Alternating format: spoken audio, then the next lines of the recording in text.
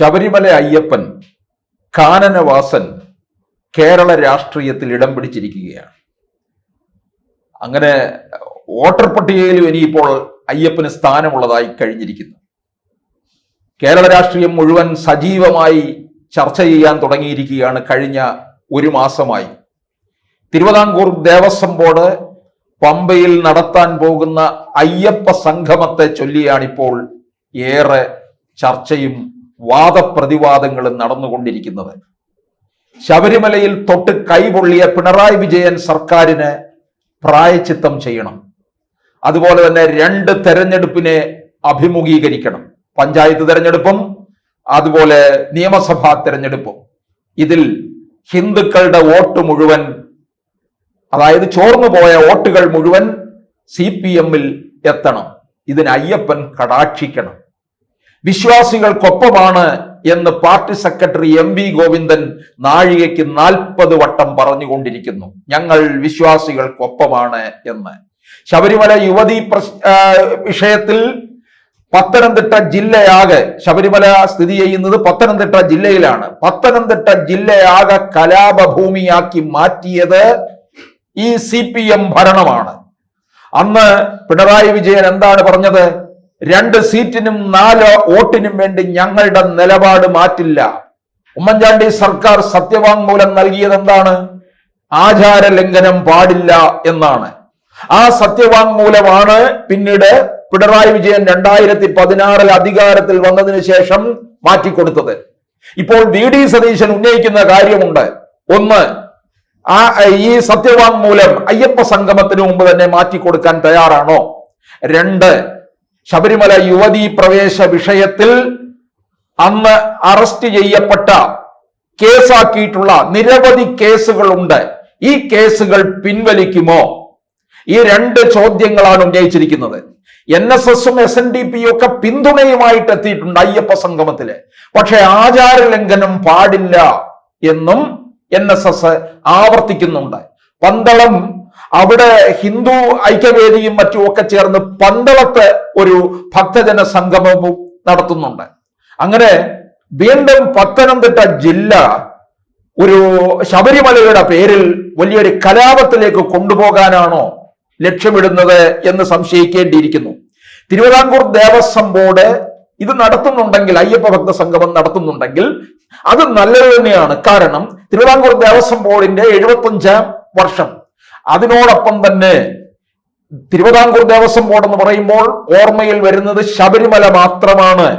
ദേവസ്വം ബോർഡിന്റെ കീഴിലുള്ള 1200-ലധികം ക്ഷേത്രങ്ങളിൽ ഏതാണ്ട് നല്ല പങ്ക് ക്ഷേത്രങ്ങളുടെയും നിലനിൽപ്പെന്ന് പറയുന്നത് ശബരിമലയിൽ നിന്നുള്ള വരുമാനം കൊണ്ടാണ്. തിരുവിതാംകൂർ ദേവസ്വം ബോർഡിൽ 5500-ഓളം ജീവനക്കാരുണ്ട്. ഈ ജീവനക്കാർക്ക് ശമ്പളം കൊടുക്കുന്നത് ശബരിമലയിലെ വരുമാനത്തിൽ നിന്നാണ്. ഏതാണ്ട് ഒരു വർഷം 300 കോടിയോളം രൂപ ശബരിമലയുടെ വരുമാന ഇനത്തിൽ തന്നെ ലഭിക്കുന്നുണ്ടെന്നുള്ളതാണ്. ഒരു ഭക്തൻ മല കയറി ഇറങ്ങുമ്പോൾ സർക്കാരിന് കിട്ടുന്ന വരുമാനം ഒരു ഭക്തനിൽ നിന്ന് 200 രൂപ കിട്ടുന്നുണ്ട്. അങ്ങനെ 1500 കോടി രൂപ പ്രതിവർഷം സർക്കാരിന്റെ ഖജനാവിലേക്ക് വീഴുന്നു. കേരളത്തിലെ മാർക്കറ്റ് മുഴുവൻ ഉണരുകയാണ്. നോക്കണം, ശബരിമല തീർത്ഥാടന കാലത്ത് ശബരിമല നട തുറക്കുന്നതെന്ന് പറഞ്ഞാൽ വൃശ്ചികം, ധനു, മകരം മാസങ്ങളിലും മറ്റ് മലയാള മാസങ്ങളിൽ എല്ലാ ആദ്യത്തെ 5 ദിവസവും, കൂടാതെ ഓണം, വിഷു, ഉത്സവകാലം, ഇത്രയും ദിവസങ്ങളിൽ മാത്രമാണ്. അവിടെ ബാക്കി ദിവസങ്ങളിൽ ക്ഷേത്രം അടച്ചിരിക്കുകയുമാണ്. അത് അത്തരത്തിലുള്ള ഒരു ഭാവത്തോടു കൂടിയാണ് അവിടുത്തെ ശബരിമലയിലെ പ്രതിഷ്ഠ. അതുകൊണ്ട് തന്നെയാണ് കാനനവാസന് എല്ലാ ദിവസങ്ങളിലും നട തുറക്കാത്തത്. അപ്പൊ ഈ ശബരിമല ക്ഷേത്രത്തിലൂടെയാണ് തിരുവിതാംകൂർ ദേവസ്വം ബോർഡിന്റെ നിലനിൽപ്പ്. അങ്ങനെയുള്ള ഒരു ശബരിമല ക്ഷേത്രത്തിന്റെ പേരിൽ ഭക്തജനങ്ങളുടെ ആവശ്യം കേൾക്കുന്നതിന് വേണ്ടി തിരുവിതാംകൂർ ദേവസ്വം ബോർഡ് ഇങ്ങനെ ഒരു സംഗമം നടത്തുന്നതിന് എന്തുകൊണ്ടും നല്ലത് തന്നെയാണ്. കോടതി പറഞ്ഞിരിക്കുന്നത് അതിനകത്തൊരു സുതാര്യത ഉണ്ടായിരിക്കണം. ഇപ്പോൾ തിരുവിതാംകൂർ ദേവസ്വം ബോർഡിന്റെ പേരിലാണ് ഇത് നടത്തപ്പെടുന്നതെങ്കിലും കാര്യങ്ങൾ മുഴുവൻ, അതിന്റെ മേൽനോട്ട ചുമതല മുഴുവന് ദേവസ്വം മന്ത്രിയായ VN വാസവനാണ്. ഇതിന്റെ മുഖ്യാതിഥിയായിട്ട് ആദ്യം ക്ഷണിച്ചിരുന്നത് നമ്മുടെ മുഖ്യമന്ത്രി പിണറായി വിജയൻ തന്നെ തമിഴ്നാട് മുഖ്യമന്ത്രി സ്റ്റാലിന് കത്തെഴുതി മുഖ്യാതിഥിയായി പങ്കെടുക്കണം എന്നുള്ളതുകൊണ്ട് അത് അതിശക്തമായ പ്രതിഷേധവും എതിർപ്പിനെയും തുടർന്ന് സ്റ്റാലിൻ പിൻവാങ്ങുകയാണ് ചെയ്തത്. BJPയും കോൺഗ്രസും തന്നെ ഈ ശബരിമല അയ്യപ്പ ഭക്ത സംഗമത്തിനെ എതിർത്തുകൊണ്ട് രംഗത്ത് വരുന്നുണ്ട്. ഇതിന്റെ പേരിൽ ഭക്തജനങ്ങളുടെ ആവശ്യങ്ങൾ കേൾക്കണം, അത് പരിഹരിക്കണം, തീർത്ഥാടന കാലം സുഗമമാക്കണം. പക്ഷെ അതിന്റെ മറവിൽ കോടികളുടെ തട്ടിപ്പ് നടത്തുന്നു. ഇതിനകത്ത് മറ്റൊന്നുമല്ല, കേരള രാഷ്ട്രീയം ഇതിൽ തന്നെയാണ് നിൽക്കുന്നത്.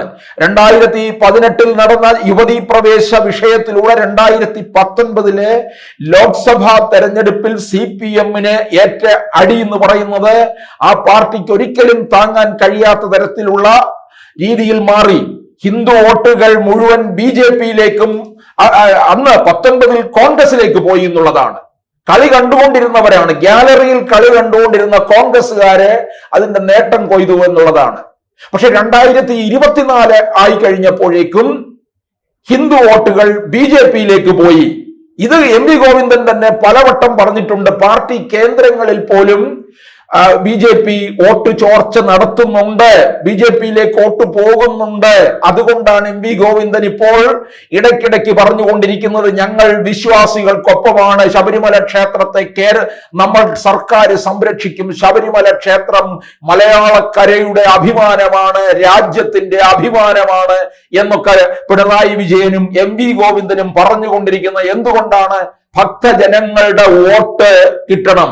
CPM-നകത്തുള്ള കൂടുതൽ ഭക്തന്മാരുമാണ് ഈ ശബരിമലയിൽ ദർശനം നടത്തുന്നത്.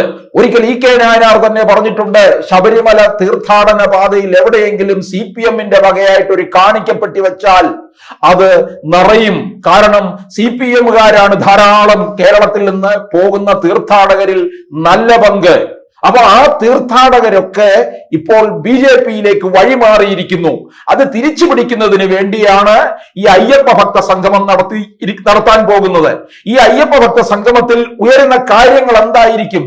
ഒരു ദിവസം കൊണ്ട് ഭക്തരുടേതായ അഭിപ്രായങ്ങൾ മുഴുവൻ കേൾക്കാൻ പറ്റുമോ? അഭിപ്രായം കേൾക്കണമെന്നുണ്ടെങ്കിൽ ഇന്നത്തെ കാലത്ത് നിരവധി നമുക്ക് അതിനുള്ള കമ്മ്യൂണിക്കേഷന് വേണ്ടിയുള്ള സൗകര്യങ്ങളുണ്ട്. എന്തിന്? പ്രധാനമന്ത്രിക്ക് നമുക്ക് ഇമെയിൽ വഴി കാര്യങ്ങൾ ആവശ്യപ്പെടാം. മൻ കി ബാത്തിൽ നിങ്ങൾക്ക് പറയാനുള്ള കാര്യങ്ങൾ എന്തെങ്കിലും ഉണ്ടെന്നുണ്ടെങ്കിൽ അത് ഞങ്ങളെ ഇന്ന വിലാസത്തിൽ അറിയിക്കൂ എന്ന് പറയുന്നുണ്ട്. ഇതുപോലെ ഭക്തജനങ്ങൾക്കും തിരുവിതാംകൂർ ദേവസ്വം ബോർഡിന് ഇത്തരത്തിലൊരു മെയിൽ സന്ദേശം കൊടുത്താൽ അതിൽ കാര്യഗൗരവമായിട്ടുള്ളത് ബോർഡിന് എടുക്കുകയും അത് പരിഹരിക്കാൻ കഴിയുകയും ചെയ്യും. പക്ഷേ അതിനപ്പുറം ഇവിടെ ഒരു ഭക്തജനങ്ങളുടെ സംഗമം ഉണ്ടാക്കിയിട്ട് അത് ഏതു തരത്തിലേക്ക് കാര്യങ്ങൾ പോകുമെന്നുള്ളതാണ് അറിയേണ്ടത്. അപ്പോൾ ഇത് എന്തിനു വേണ്ടിയാണ്? പിണറായി വിജയൻ മുമ്പ് പറഞ്ഞതുപോലെ 2 സീറ്റിനും 4 വോട്ടിനും വേണ്ടി നിലപാട് മാറ്റില്ല എന്ന് പറഞ്ഞവർ ഇപ്പോൾ ഇതാ മാറ്റുകയാണ്. ഞങ്ങൾ വിശ്വാസികൾക്കൊപ്പമാണ്. ശബരിമല തീർത്ഥാടന കാലം മുഴുവൻ എനിക്ക് തോന്നുന്നു ഇക്കുറി മിക്കവാറും CPM-കാരായിരിക്കും ഇതെല്ലാം ഏറ്റെടുത്ത് നടത്താൻ പോകുന്നത്. കാരണം ഈ വരാൻ പോകുന്ന നിയമസഭാ തെരഞ്ഞെടുപ്പ് അതിപ്രധാനമായിട്ടുള്ളതാണ്. 3ാം വട്ടം അധികാരത്തിലെത്തണം. അതിനുവേണ്ടിയുള്ള ഒരു രാഷ്ട്രീയമാണ് അയ്യപ്പനെ കേരള രാഷ്ട്രീയത്തിലേക്ക് CPM വലിച്ചിടുന്നത്.